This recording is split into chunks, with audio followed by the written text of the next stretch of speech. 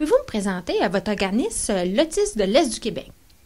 Autisme de l'Est du Québec, c'est un organisme à but non lucratif communautaire, donc qui a pour mission d'œuvrer à l'inclusion puis l'amélioration de la qualité de vie des personnes autistes et de leurs proches.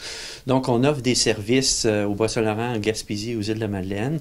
Et on a à la fois on fait de l'intervention individuelle, de l'accueil, de l'information. On supporte les familles, souvent à distance, on ne le cachera pas. On a un bureau à Bonaventure quand même où on peut recevoir des personnes. On fait aussi du répit, on fait des activités de groupe. On fait de la sensibilisation, on offre des ateliers, et donc c'est un peu ça, on dirait, l'environnement d'autisme de l'Est du Québec. Pourquoi que dorénavant, on dit le spectre de l'autisme? Vous savez, un spectre, c'est un peu comme un éventail, donc il y a plusieurs couleurs. Donc, une personne autiste, dans le fond, on s'est souvent raccroché à Rain Man ou un type d'autisme qui est reconnaissable ou qu'on peut voir, qui faisait partie un peu de l'imaginaire.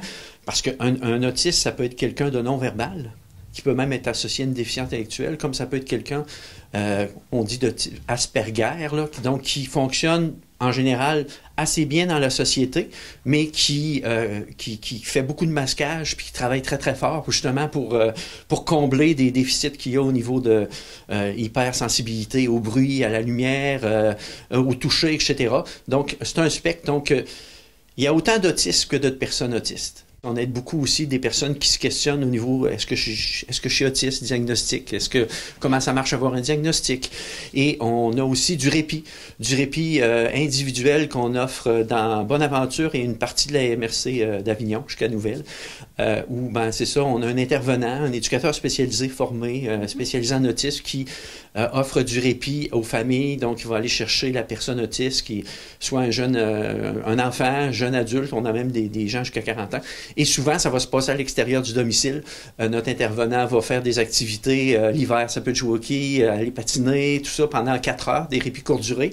Ou l'été, il a même fait des descentes de rivière à la plage, etc. Donc, ça permet à la fois à la personne autiste de faire des activités qui lui plaisent. C'est ça qui est important. Donc, c'est un loisir. Mais surtout pour les proches aidants, ça leur donne du répit, justement, changer d'air, être capable de recharger les batteries. Parce que c'est vraiment important, c'est ce qu'on appelle la prévention. Donc, on prévient des épuisements parce qu'ils sont déjà quand même pas mal fatigués, les proches aidants. Mais donc, ça aide à donner l'énergie, le boost pour les proches aidants de continuer à accompagner la personne autiste qui est dans leur entourage. Comment les coupures budgétaires du gouvernement ont affecté votre organisme? On a eu une très mauvaise nouvelle en février. Dans le fond, nous, notre service de répit qui existe depuis 1 an et demi dans la baie des Chaleurs, service de répit individuel, en fait, il était financé 90% par l'appui proche aidant. L'appui qui elle-même est financé par Santé et Services sociaux Québec. Et on devait renouveler notre financement pour 3 ans à partir du mois d'avril de cette année, 2025. Et malheureusement, à cause de certaines coupures qui ont eu lieu au niveau du gouvernement à l'appui, notre projet n'a pas été renouvelé, donc on a un déficit d'autour de plus de 85 000 $. Donc, on n'a plus de financement pour notre projet de répit, alors qu'on a, je dirais, une quinzaine de familles à lesquelles on offre des services et qui sont souvent au bout du rouleau, on est la seule ressource au bout de la ligne de tous les services qu'ils ont essayé d'avoir et qui n'ont pas obtenu. Et c'est assez dramatique. C'est assez dramatique. Donc là, je pars avec mon bâton de pèlerin pour essayer de trouver des sous ailleurs. Et en même temps, je profite du micro pour inviter les gens qui souhaitent nous faire des dons sur notre site internet, autismedelest.org. Ces dons-là vont aller directement au service de répit et ça aide vraiment des familles. Puis s'il y a des bailleurs de fonds ou des mécènes qui ont beaucoup de sous qui souhaitent nous aider, je vous invite à le faire aussi. Mais c'est quand même dramatique, mais je veux dire quand même aux gens que le service est maintenu jusqu'au 31 décembre, mais au lieu de 35 heures, c'est 30 heures. C'est le conseil d'administration d'Autisme de l'Est avec ses faibles revenus qui va le soutenir un petit bout de temps. Donc, le service de répit, le temps qu'on trouve d'autres sous ailleurs. On espère trouver des sommes ailleurs pour permettre de maintenir notre service de répit. Le mois d'avril, c'est le mois de l'autisme. C'est quoi le thème cette année? C'est le respect de la diversité autistique, ça nous allume. Donc, ce qu'on veut faire cette année, en plus de la sensibilisation, on veut aussi, parce qu'on remarque qu'il y a beaucoup d'incompréhension, même après après 41 ans de mois de l'autisme, on fait de la sensibilisation. Il existe encore beaucoup d'incompréhension dans la population générale au niveau des personnes autistes. Donc, ça peut être d'exclusion, ça peut être de la stigmatisation, du jugement, etc. Puis l'idée, c'est qu'en s'associant avec la Fédération québécoise de l'autisme, on a comme 2 campagnes qui roulent sur nos réseaux sociaux, principalement sur notre Facebook, et avec les partenaires, sur lesquels on met l'accent sur des particularités, apprendre à connaître des particularités des personnes autistes, puis ne pas juger tout de suite, essayer de comprendre avant. Donc, que ce soit une personne autiste que vous rencontrez qui ne veut pas vous serrer la main, ben, au début, vous ne le savez pas que c'est une personne autiste, c'est pas écrit dans son visage. Mais au lieu de juger tout de suite, ben, elle est froide, elle veut pas, peut-être poser des questions, puis peut-être avoir le réflexe de dire, ah, il y a peut-être quelque chose, une particularité qui fait qu'elle ne peut pas me serrer la main, parce que justement, c'est une hypersensibilité corporelle. Ou une personne qui a des écouteurs toujours sur les oreilles, partout, puis qui, ça semble être impoli, mais à la limite, si on irait lui poser la question aussi, on s'auto-questionnerait, c'est peut-être une personne autiste, au lieu de porter des jugements rapidement.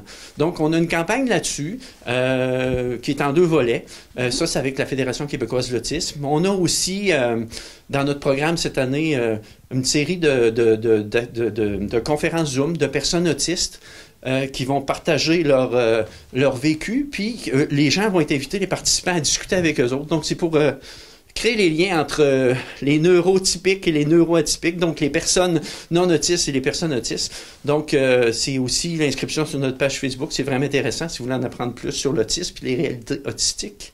Et dans la baie des Chaleurs, ben, notre intervenant, lui, va faire quelque chose de particulier avec chaque famille qui est suivie en répit. C'est comme ça qu'on va le faire. Donc, il va y avoir des activités surprises, mais ça va être limité cette année à ces personnes-là. Mais en même temps, on offre plein d'activités en ligne à cause... Premièrement, c'est plus facile de participer souvent.